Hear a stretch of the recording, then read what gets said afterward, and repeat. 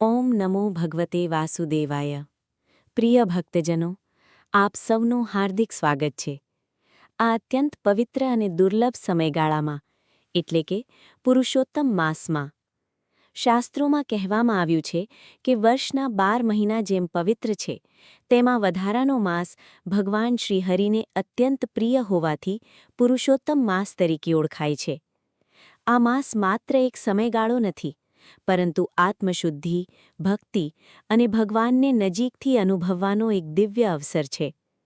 કહેવાય છે કે જે પુણ્ય હજારો યજ્ઞો, તપ અને દાનથી મળે છે, તે પુરુષોત્તમ માસમાં ભક્તિપૂર્વક ભગવાનનું સ્મરણ, ગીતાપાઠ અને સારા કર્મ કરવાથી સરળતાથી પ્રાપ્ત થઈ શકે છે.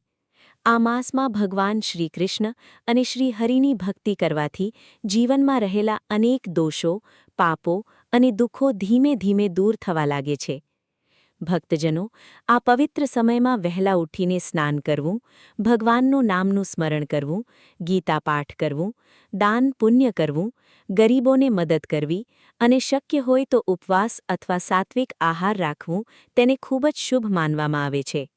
ભજન કીર્તન, જપ અને સત્સંગ દ્વારા મનને ભગવાન તરફ લગાડવું આ જ પુરુષોત્તમ માસનો સાચો લાભ છે. અને આ માસ દરમિયાન ક્રોધ, અપશબ્દ, ખોટું બોલવું, કોઈનું અપમાન કરવું, નિંદા કરવી અને તામસિક ભોજનથી દૂર રહેવું જોઈએ. માત્ર બહારથી નહીં, પરંતુ અંદરથી પણ શુદ્ધ બનવાનો પ્રયત્ન કરવો એ જ આ માસનો સાચો સંદેશ છે. અને ભક્તજનો, આજે આ પવિત્ર પુરુષોત્તમ માસમાં આપણે સાંભળવા જઈ રહ્યા છીએ ભગવદ્ ગીતાનો 15મો અધ્યાય, પુરુષોત્તમ યોગ. આ અધ્યાયને ગીતાનો સાર પણ કહેવામાં આવે છે, કારણ કે તેમાં ભગવાન શ્રી કૃષ્ણ આત્મા, સંસાર અને પરમાત્માના સંબંધનું અદ્ભુત વર્ણન કરે છે. આ અધ્યાયમાં શ્રીકૃષ્ણ આ સંસારને એક ઊંધા વૃક્ષ સાથે સરખાવે છે, જેના મૂળ ઉપર છે અને તેની ડાળીઓ નીચે ફેલાયેલી છે. એ વૃક્ષના પાન વૈદિક મંત્રો છે. જે આ વૃક્ષનું સાચું રહસ્ય સમજે છે, તેને જ વેદોનું સાચું જ્ઞાન છે. આ વૃક્ષની ડાળીઓ ઉપર અને નીચે બધે ફેલાયેલી છે.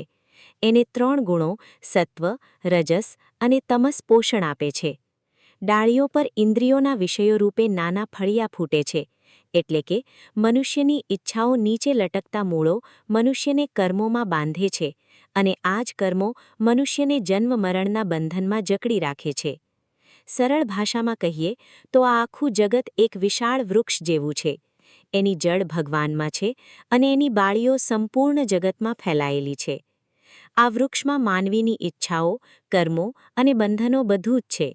જે માણસ આ રહસ્ય સમજી લે છે, તે સાચો જ્ઞાની કહેવાય છે. ભગવાન કહે છે, આ અસ્વસ્થ વૃક્ષ જેમાં આખું જગત અને જીવન બંધાયેલું છે, તેનું સાચું સ્વરૂપ અહીં દુનિયામાં કોઈ જોઈ શકતું નથી. તેનું નામ આદિ નથી, અંત નથી અને એ સદાય એક સરખો પણ નથી રહેતો. આ વૃક્ષ ખૂબ મજબૂત મૂળો ધરાવે છે, જે આપણને કર્મો અને આસક્તિમાં બાંધે છે. એટલે માણસે વૈરાગ્યના શસ્ત્ર વડે આ વૃક્ષને કાપવું જોઈએ, અર્થાત દુનિયાની મોહમાયા, આસક્તિ અને ખોટા બંધનોને ત્યજી દેવા જોઈએ. પછી માણસે એ મૂળ શોધવો જોઈએ જે પોતે ભગવાન છે, જ્યાંથી આ બ્રહ્માંડની તમામ ગતિવિધિઓ અનાદિકાળથી વહેતી આવી છે. જ્યારે કોઈ મનુષ્ય ભગવાનનું શરણ લે છે, ત્યારે તેને ફરીથી આ જન્મ મરણના ચક્રમાં આવવું પડતું નથી. એને મોક્ષ મળે છે અને તે ભગવાનના શાશ્વત ધામમાં પહોંચે છે. સરળ ભાષામાં કહીએ તો આ જગત મોહનું મોટું વૃક્ષ છે. તેને તોડવાનો રસ્તો છે વૈરાગ્ય અને ભગવાનમાં જ આશરો. જે ભગવાનમાં શરણ લે છે, તેને ફરી જન્મ મરણમાં આવવું પડતું નથી. જે લોકો ખોટા અહંકાર અને મોહમાંથી મુક્ત છે, આસક્તિના દોષો પર વિજય મેળવી ચૂક્યા છે, હંમેશા આત્મા અને ભગવાનમાં જ મન લગાવી રાખે છે. ઇન્દ્રિયો સુખની ઈચ્છાઓથી પરે છે અને સુખ દુઃખના ચક્રને ગળ્યા છે. એવા જ આત્મજ્ઞાની અને ભક્તિમાં સ્થિર લોકો મારા શાશ્વત ધામ એટલે કે વૈકુંઠ ધામને પ્રાપ્ત કરે છે. સરળ ભાષામાં કહીએ તો જે માણસ અહંકાર છોડે, આસક્તિમાંથી મુક્ત થાય, સુખ દુઃખમાં સમાન રહે અને હંમેશા ભગવાનમાં મન લગાવે, એ માણસ અંતે મોક્ષ પામે છે અને ભગવાનના શાશ્વત ધામને પ્રાપ્ત કરે છે.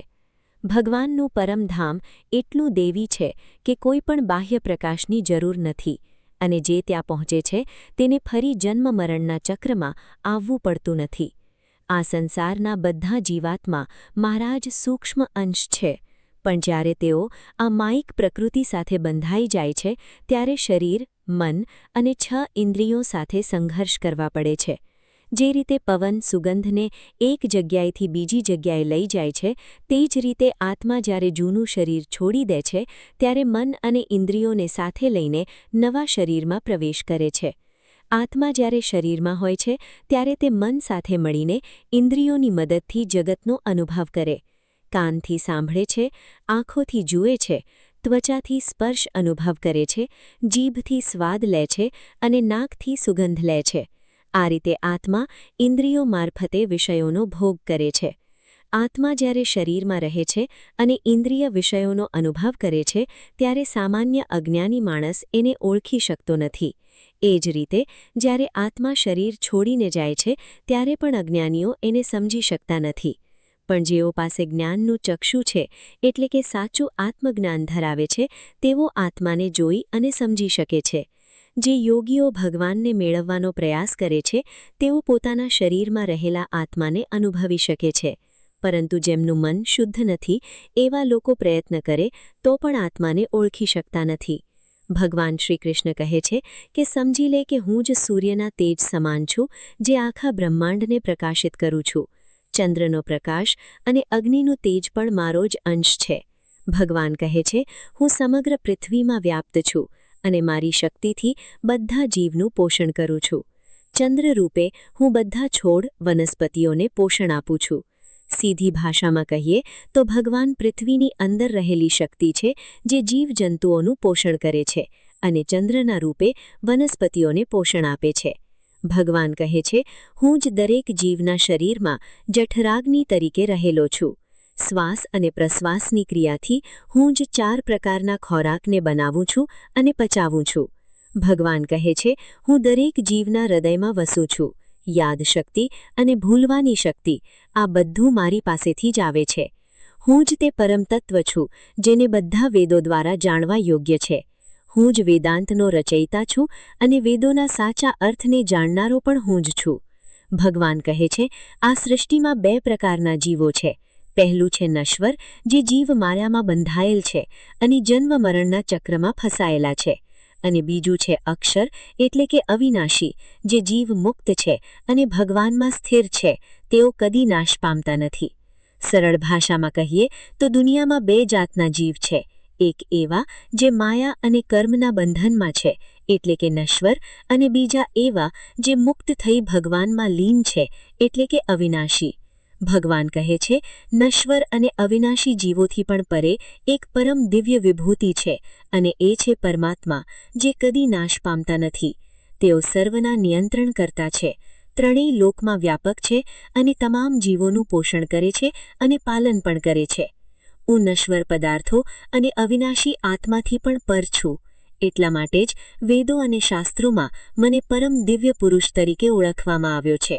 હે અર્જુન, જે લોકો કોઈ પણ સંશય રાખ્યા વિના મને પૂર્ણ પુરુષોત્તમ ભગવાન તરીકે ઓળખે છે, તેઓ સાચા અર્થમાં સંપૂર્ણ જ્ઞાન ધરાવે છે. એવા ભક્તો સંપૂર્ણ ભાવથી મારી ભક્તિ કરે છે. ભગવાન કહે છે કે હે નિષ્કપટ અર્જુન, મેં તને વેદોના અપરમ ગુપ્ત તત્વજ્ઞાનનો ઉપદેશ આપ્યો છે. જે મનુષ્ય આ જ્ઞાનને સમજી જાય છે તે સાચી જ પ્રબુદ્ધ બને છે અને જીવનમાં કરેલા તમામ પ્રયત્નોમાં સફળ થાય છે. મિત્રો, ભગવાન કહે છે કે આ અધ્યાયમાં આપેલું જ્ઞાન બહુ ગુપ્ત અને ઊંચું છે. જેને આ જ્ઞાન સમજાય છે તે જ્ઞાની બની જાય છે અને જીવનમાં કશાની કમી રહેતી નથી. તો પ્રિય ભક્તજનો, આ રીતે આજે આપણે ભગવદ્ ગીતાના 15મા અધ્યાય પુરુષોત્તમ યોગનો દિવ્ય પાઠ સાંભળ્યો. આ અધ્યાય માત્ર જ્ઞાન નથી, પરંતુ જીવનને સાચી દિશા બતાવતો એક દિવ્ય પ્રકાશ છે. ભગવાન શ્રીકૃષ્ણે આ અધ્યાયમાં સમજાવ્યું કે આ સંસાર એક ઊંધા વૃક્ષ જેવું છે, જે બહારથી આકર્ષક લાગે છે, પરંતુ તેની પાછળનું સત્ય સમજ્યા વગર મનુષ્ય જન્મ મરણના બંધનમાં ફસાતો રહે છે. ભક્તજનો, આપણે આખું જીવન ધન, માન, સન્માન અને મોહ પાછળ દોડતા રહીએ છીએ, પરંતુ આ બધું એક દિવસ અહીં જ રહી જવાનું છે. સાચું શાશ્વત તો માત્ર આત્મા અને ભગવાનનો સંબંધ છે, અને જે વ્યક્તિ ભગવાનની શરણમાં જઈને ભક્તિનો માર્ગ અપનાવે છે તે જ સાચી શાંતિ અને મુક્તિનો અનુભવ કરી શકે છે.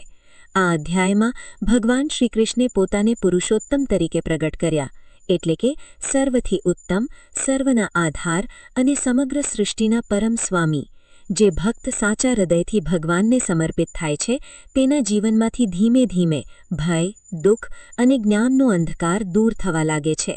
અને ભક્તજનો, આજે આ પવિત્ર પુરુષોત્તમ માસ દરમિયાન આ અધ્યાયનું શ્રવણ કરવું એ અતિ દુર્લભ અને કલ્યાણકારી માનવામાં આવે છે. શાસ્ત્રોમાં કહેવામાં આવ્યું છે કે આ માસમાં ગીતા પાઠ, ભક્તિ અને ભગવાનનું સ્મરણ અને ઘણું ફળ આપે છે. આ સમયમાં કરેલી સાચી પ્રાર્થના અને ભક્તિ ભક્તના જીવનને અંદરથી બદલવાની શક્તિ ધરાવે છે. તો આવો આજે આપણે સંકલ્પ કરીએ કે જીવનમાં માત્ર બહારની સફળતા નહીં, પરંતુ અંદરની શાંતિ અને ભગવાન સાથેનો સંબંધ પણ મજબૂત બનાવવાનો પ્રયત્ન કરીશું. હાથ જોડીને પ્રાર્થના કરીએ કે હે પુરુષોત્તમ ભગવાન શ્રી કૃષ્ણ, તમે અમને આ દિવ્ય જ્ઞાન આપ્યું તેના માટે અમે આપના આભારી. અમારું મન હંમેશા તમારી ભક્તિમાં સ્થિર રાખજો, અમને સત્યનો માર્ગ બતાવજો અને અમારા જીવનમાંથી અજ્ઞાન અને અહંકાર દૂર કરજો. તો મિત્રો, જો તમને આ દિવ્ય પાઠ ગમ્યો હોય તો આ વિડીયોને તમારા પરિવાર અને મિત્રો સાથે જરૂરથી શેર કરો, જેથી વધુમાં વધુ લોકો સુધી ગીતાનું આ અમૂલ્ય જ્ઞાન પહોંચી શકે. અને આવી જ આધ્યાત્મિક અને ભક્તિમય વિડીયો જોવા માટે ચેનલને સબસ્ક્રાઇબ કરવાનું ભૂલશો નહીં. ભગવાન શ્રીકૃષ્ણના આપના જીવનમાં ભક્તિ, જ્ઞાન અને શાંતિનો પ્રકાશ હંમેશા જળવાઈ રાખે એવી પ્રાર્થના સાથે આજનો આ પવિત્ર પાઠ અહીં પૂર્ણ કરીએ છીએ. જય શ્રી કૃષ્ણ. હરિઓમ. તો મિત્રો, આ વિડીયોને એક લાઇક કરવાનું ભૂલતા નહીં અને કમેન્ટમાં જય શ્રી કૃષ્ણ લખવાનું ભૂલતા નહીં, જેથી આ પાઠ સાંભળવાનું સંપૂર્ણ ફળ તમને પ્રાપ્ત થાય. તો મળીએ આગળના વિડીયોમાં. ત્યાર સુધી ધન્યવાદ.